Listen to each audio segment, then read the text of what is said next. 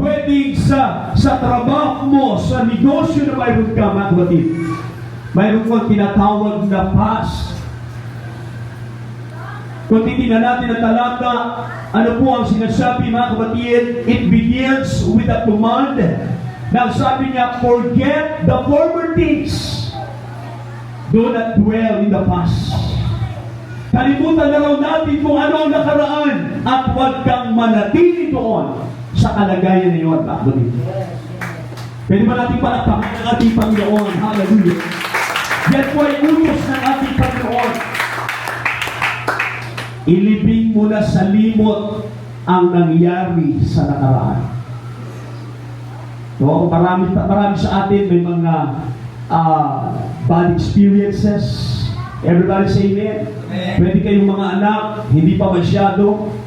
Nagpapaumpisa ka lang kayo sa buhay, bakit? Pero yung ating mga magulang, marami ng mga past experiences.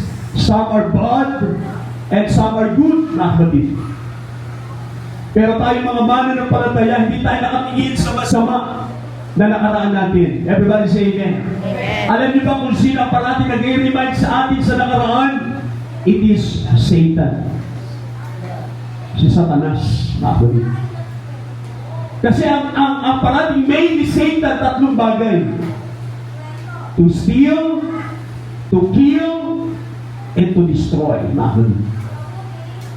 Ang gagawin niya para masira ka, yung nakaraan mo 25 years ago, 5 years ago, 10 years ago, mga kapatid, ipapaalala niya sa iyo. At sasabihin niya, tumatayo ka pa naman sa pulpit. Hindi ka totoong tao. Nakaraan mo, naalala mo pa ba? Ganyan ang kawan. Ipapaisip na sa iyo kung ano yung bagay na nakaraan mo na pangit, na masama, mga kapatid, para i-down yung iyong pananampalataya. Everybody say amen, mga kapatid. Amen. Yun ang nais niya. Na atin pong alalahanin kasi ang gusto ng kaaway, masira tayo. Yung personal na buhay natin. Yung pamilya natin. At hindi po exempted at church. Kaya nga marami ng churches ang nagsaray. Bakit? Ang inatake ng kaaway, ng pastor, nakapatid. Nasira yung pamilya, nasira yung relationship. Naapektuhan ng church, na-divide ang church. Nagsara po ang simbahan. Madalas sa mga pamilya, nakapatid. Everybody say yeah. Kasi nga yun po yung kanyang goal. Tayo po ay ibalik sa nakaraan, mga kapatid. Ipapaisip niya na tayo ay mahina, tayo ay hindi marunong, mga kapatid. Tayo po ay walang kakayanan. Ganyan po ang diablo, mga kapatid. Kaya mga anak na narito, huwag kayo masyadong isolated sa buhay nyo. Yung parating solo flight, nasa loob ng kwarto lang, may danger dyan. May panganib dyan, kapatid. Dapat maging vocal tayo, hallelujah. Pagkaman tayo lalaki, hindi magpasalita, hindi tayo speak out, mga kapatid. Dapat sanayin natin yung sarili natin parati tayong nasa fellowship. Come on, palakpakan natin ang Panginoon, hallelujah. Hebrews 10:25, not forsaking the assembling of ourselves together. Ito yung ginagawa natin every Sunday. Pastor, busy ako sa pag-aaral, busy ako sa trabaho, sa business. Tandaan natin yung principle ng Panginoon. Hindi na babago yun. Matthew 6:33, but seek ye first the kingdom of God and His righteousness. And the promise is, all these things shall be added unto you. Natin ang ating Panginoon. Hallelujah. Kaya kung ano man yung prayer natin sa Diyos, mga kapatid, pag inuna natin ang Panginoon, bagaman mahirap yung pag-aaral, mahirap yung trabaho, mga kapatid, pag inuna natin ang Panginoon, magpapakita ang Diyos sa mga dakilang bagay. Amen. In fact, ginagawa na ng Panginoon sabi ng ating text. Ano sabi niya? Masdan mo ako'y gagawa ng isang bagong bagay. Ito'y nagaganap na hindi mo pa ba makita? Kasi yung faith natin minsan nag-wave eh. Can you say amen? Yung pananampalataya natin hindi stable. Hindi parating pataas. May mga panahon bumababa siya, mga kapatid.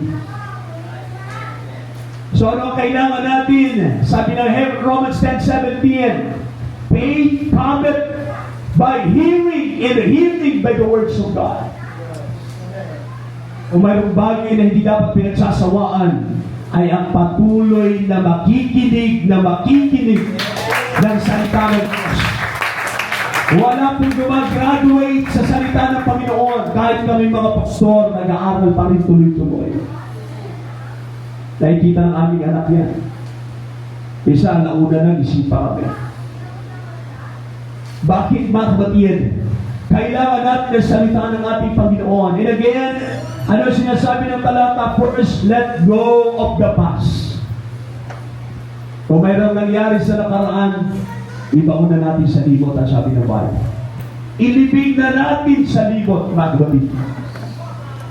Ano ang gagawin natin? Mag-uumpisa tayo ng bago sa harapan ng Panginoon. Alam niyo, ang 2025 malayo pa. Nasa January pa lang tayo. Marami pang mangyayari, mga kapatid. May mga unexpected things, mga kapatid.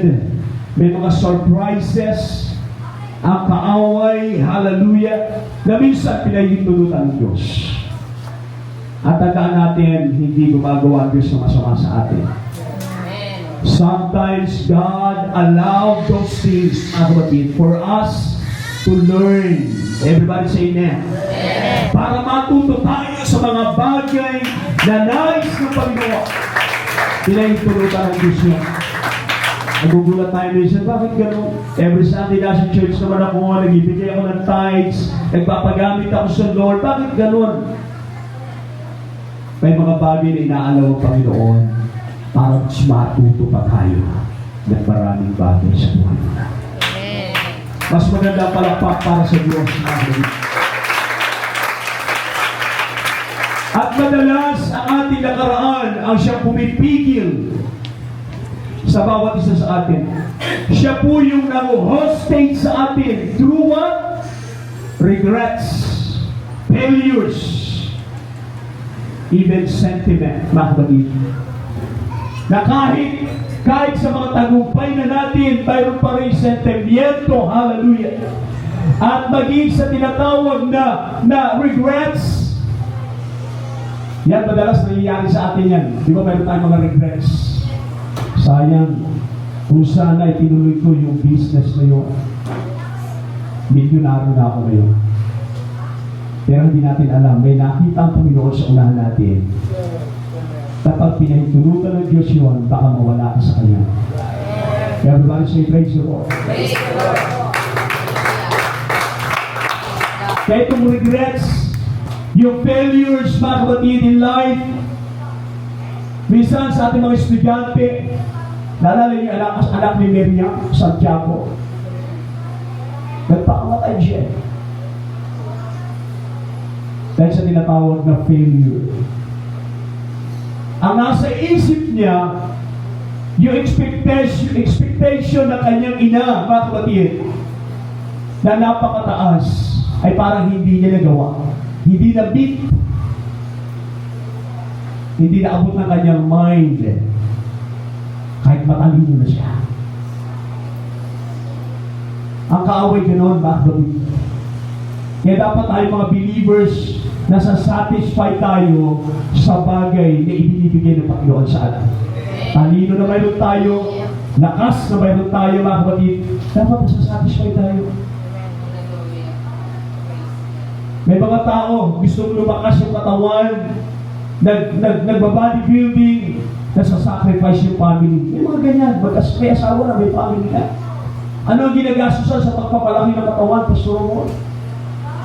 Bumibili ng thousands na mga tablets. Tandaan natin, hindi nakadepende sa mga bagay na yun, kundi sa kalooban ng ating Panginoon. Kamuha, palapakan natin ang ating Panginoon. Hallelujah. Totoo, marami tayong plano, lalo na yung mga kabataan natin. Gusto ko, 10 years ago, si Mama, si Papa, mayroon na sariling bahay dahil sa akin. Gusto ko, 5 years ago, hallelujah, mayroon na sasakyan yung parents ko dahil sa akin. Alam nyo, ang sabi ng Bible, nasa atin ang pagpaplano. Nasa atin yung vision, mga kapatid. Pero nasa Diyos kung pahihintulutan niya lahat ng mga bagay. Kung lulupin ng Panginoon, hallelujah, kaya nga dapat na bukang bibig natin, every time na kinakamusta tayo ng pastor natin, kapatid, kamusta? Patuloy kang dumalo, maglingkod sa Panginoon. Dapat ang bukang bibig natin parati, kung lulupin po ng Panginoon. Everybody say amen. Amen. Kasi ang buhay natin, hindi natin hawak, bakit? May mga natulog, hindi na nagising. Everyone say amen. Amen. Meron kang nasa loob lang ng bahay, mga kapatid, hallelujah. Hindi niya alam na mangyayari yung bagay na yun sa kanyang tahanan. Kagaya nasunog sa US. Sa California, sa New York, sa LA, mga kapatid. Grabe po, ano? Walang may hawak sa kanyang sariling buhay, mga kapatid. Na kung bakit may mga tao hanggang ngayon ay alipin pa rin ang tinatawag na kasalanan. Dahil po sa mga hindi naisukong nakaraan. Dapat kung ano yung nakaraan natin, pabayaan mo na yan. Ibigay mo na sa Diyos yan, kapatid. Sabi nga ni Paul, diba, forgetting those things which are behind, reaching forward unto those things which are before. At tingnan na natin ngayon yung mga bago na darating sa taong ito. At tingnan natin kung paano tayo mag-uumpisa sa taong ito, mga kapatid, para sa kapulihan ng ating Panginoon. Kung paano tayo magpaplano ng bago para sa ating pamilya. Tayo mga asawang lalaki, mataas yung pangarap natin sa pamilya natin. Sa asawa natin, sa anak natin, kalimutan na natin kung ano yung nakaraan. Ang sabi ni Albert Einstein, a person who has never made a mistake has never tried anything new. So may mga tao raw na ayaw nagkakamali sa kanilang mga buhay. Bakit? Kailanman hindi sila nag-try ng bago na habit. Pero kung testimony, may isang kapatiran si church na may anak po siya, mga kapatid, dalawang anak na lalaki. Yung isa puro yung panganay. Dumating na sa puto na magpapakasal na siya. So, nag-ipon sila nung kasintahan niya. Lahat, lalaki po yung anak mo kapatiran. Pinibigyan niya marahil, pinakahawak niya sa mapapangasawa niya. Alam niyo dumating yung punto na iniwan siya ng babae. Nawala lahat yung mga pera na naipon nila, kapatid. Ibig sabihin, hindi natuloy yung kanilang mga plano. Alam niyo yung anak ko ng kapatiran, dahil ayaw niya nang mag-try ng bago. Hanggang ngayon po, parati lang nasa kwarto. Kung makikita niyo lang siya, napaka-poging lalaki. So, malaking lalaki, mga kapatid, artistahin. Pero, dahil sa kanyang naranasan, ayaw niya na mag-try ng bago sa buhay niya.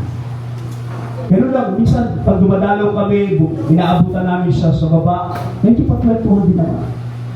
Pero ganun lang siya, baba, taas, madalas nasa kwarto siya. Because of the past.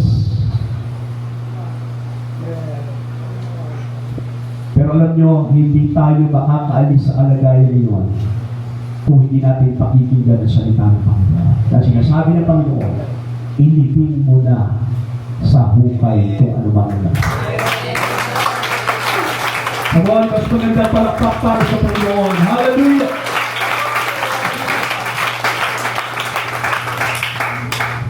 Letting go does not mean forgetting. It means you are trusting God to take the weight of your past. Para ano mga kapatid? Makahakbang tayo ng panibago sa buhay po natin.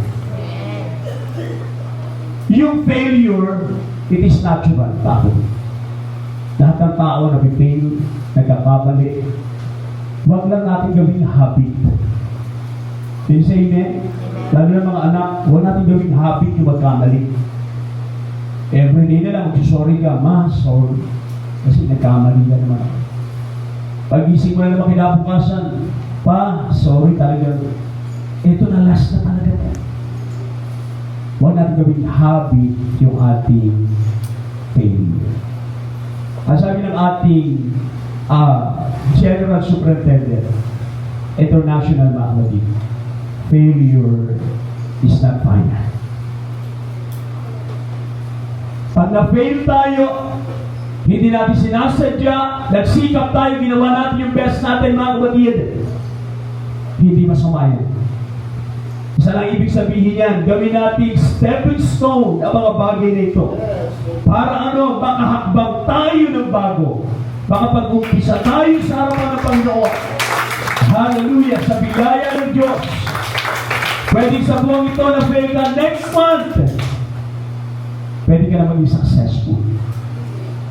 Pwedeng maituwid kung ano man yung nakaraan, mga kapatid.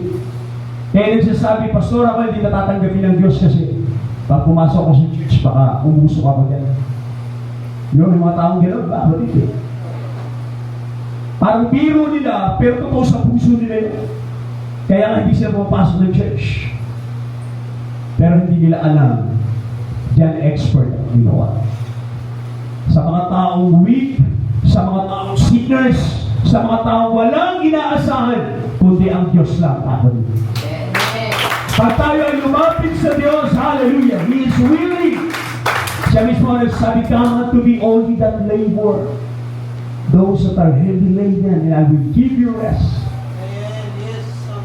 Ang tao mga kapatid, pag nag-offer na gano'n, may limitasyon. Nasubukan nyo na ba yan? Opera tayo ng tao?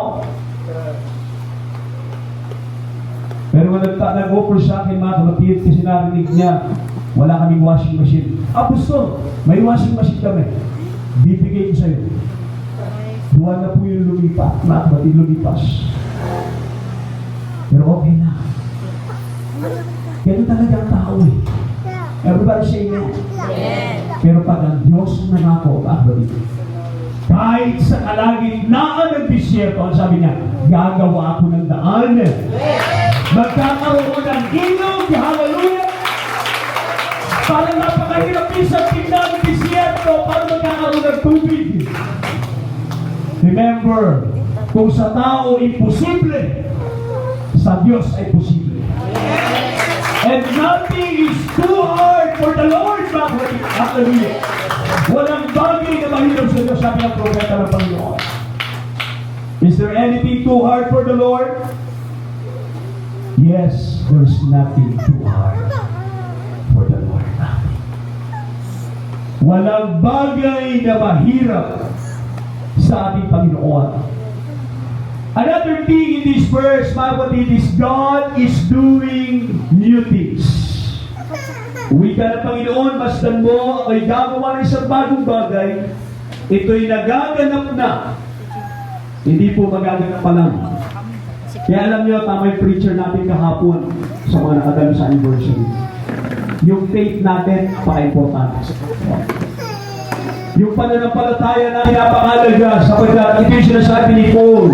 Faith is the substance of things, hope for the evidence of things not seen. Kapag mayroong faith ka, hindi mo pa nakita, wala pang nangyayari, walang proof, mga kapatid, hallelujah. Dahil laro yung faith natin sa Panginoon, lahat ay posible sa Diyos.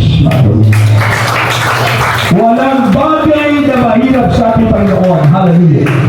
Again, ito yung sinasabi ng talata, mga kapatid, ito'y nagaganap na hindi mo pa ba makita. So, kamusta yung ating mga pananampalataya? Dapat yung faith natin sa Lord ay level up, mga kapatid, hallelujah. Kahit sa ating pananaw sa buhay, may mga writer na nagsasabi, kung ano ang suot mo, yun ka sa darating. Kaya ito si, ano pangalan mo? Tingnan niyo yung future nito, ah. Tingnan niyo, mga kapatid. Sinasabi ko lang ba tayo yung future niya? Maraming mga proof, mga kapatid, na sa bagay na ginagawa mo, of course, mabuti, mga kapatid. Kahit sa masama, isang araw, ayun ka. Kaya mga batang adik, bata pa lang, hanggang mag-asawa yan, adik pa rin yan. Kung hindi magbabago yan. Everybody say yes na. Yung bata pa lang nag-ibis na, kung hindi yan magsusuko sa Panginoon, hindi magsiserve sa Lord, ng sincere sa puso niya. Kahit magkaroon na ng 12 anak, yan ay pa rin siya. Pero sa mga taong mayroong willingness to change, mga kapatid, sapagkat ang pananaw sa buhay, dahil sinasabi ng Bible, yung pananampalataya naroon, mga kapatid, mayroong magandang bagay na gagawin ng Panginoon. Can you say amen? Hallelujah! Naniniwala ko sa taong 2025 na ito, mga kapatid, maraming magagandang bagay ang gagawin ng Panginoon sa buhay ng bawat isa sa atin. Everybody say praise the Lord, mga kapatid. Napansin mo na ba yung sarili mo 10 years ago? Ano ang changes na ginawa ng Panginoon sa paglilingkod? Kaya say praise the Lord, Sister Gina. Totoo yan. Dapat nilalabas natin yan by faith, mas mabuti kaysa dati. Kung babalikan natin yung nakaraan, hindi na tayo yung nakaraan dahil sa kabutihan ng Panginoon. Alam nyo, kung babalikan ko lang yung nakaraan natin mag-asawa, sa hindi po nakakalam, naranasan ko po mag-bumayahin ng taxi. Alam nyo, gagawin siya. Iniwan ko po si Pastora, at ano na yan, di pa si Pastora, madaling araw sa bahay namin. Wala pa kami anak. Uuwi ako gabi na.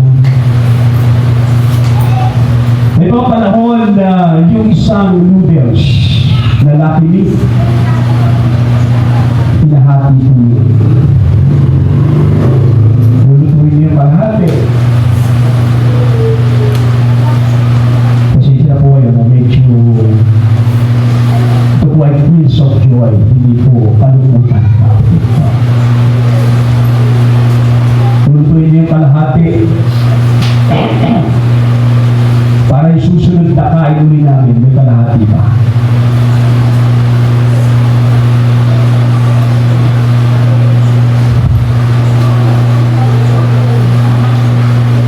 Pero naniniwala ako, mga kapatid, lahat yun ay tinulot naman ng Panginoon.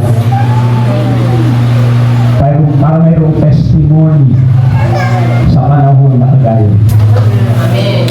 Hallelujah. Kumuha ba, kapatid? Hindi ka mga kapatid ko, hindi po nila alam yan. Pero alam na Panginoon.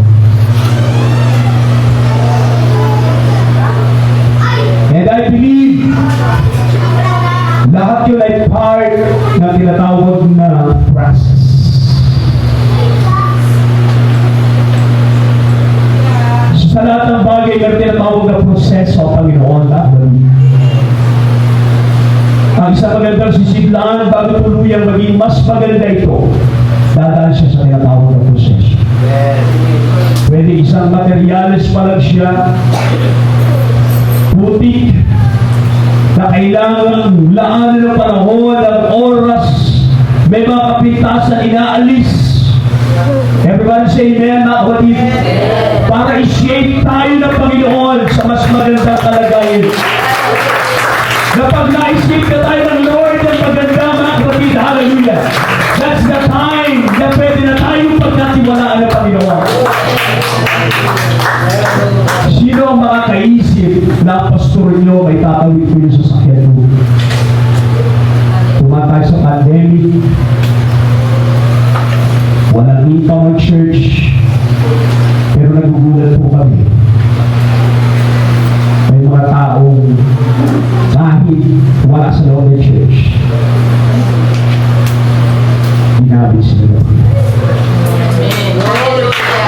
Yes, mga kapatid, hallelujah. Ganyan na pinatutunayan ang kanyang mga salita na kahit sa kalagitnaan ng wilderness, God will make a way. Hallelujah! Magkakaroon ng ilog ng tubig. At alam natin kung gaano kahalaga ang tubig. Kung bakit sinabi ng talata yun, nakakapatid, pag uminom ka ng tubig, very satisfying. Everyone say amen. Marami siyang pwedeng gamitin, pero ginamit niya yung tubig for us to satisfy. Kaya pag ikaw ay nag-serve sa Lord, binigay mo ang buhay mo sa Panginoon, hallelujah, masasatisfy mo tayo sa Panginoon.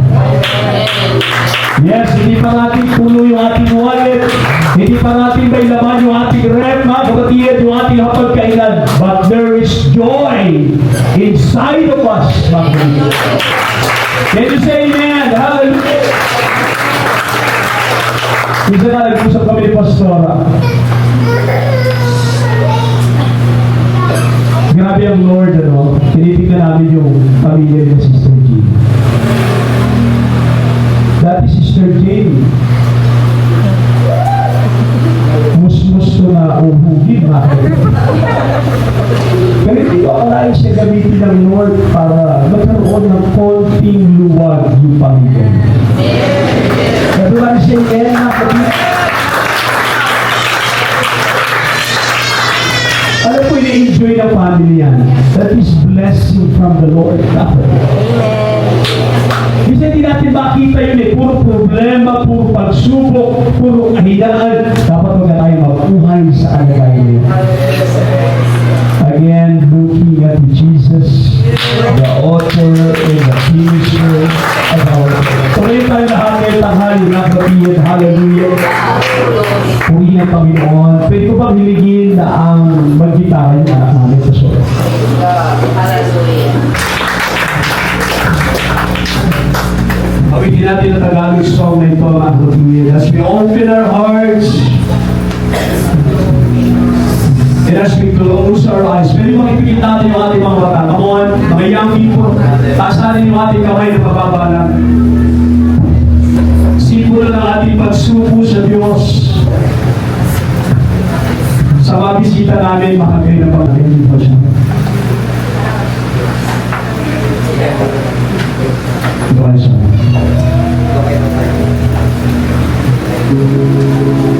Sige, taasap niyo ating kamay, pababa lang. Taasap niyo ating kamay, pababa lang. As we close our eyes, and as we sing for the Lord. Glory, hallelujah. Come on, church, hallelujah. May bagong pasimula na nais sa Panginoon sa buhay ng bawat isa sa atin. Don't live in the past. Forget the past. Hallelujah. Ilibig na natin sa buhay kung ano man ang masamang nakaraan ng mundo. Hallelujah. Hallelujah. Hallelujah. Hallelujah. Hallelujah. Yes, Jesus. Glory to God.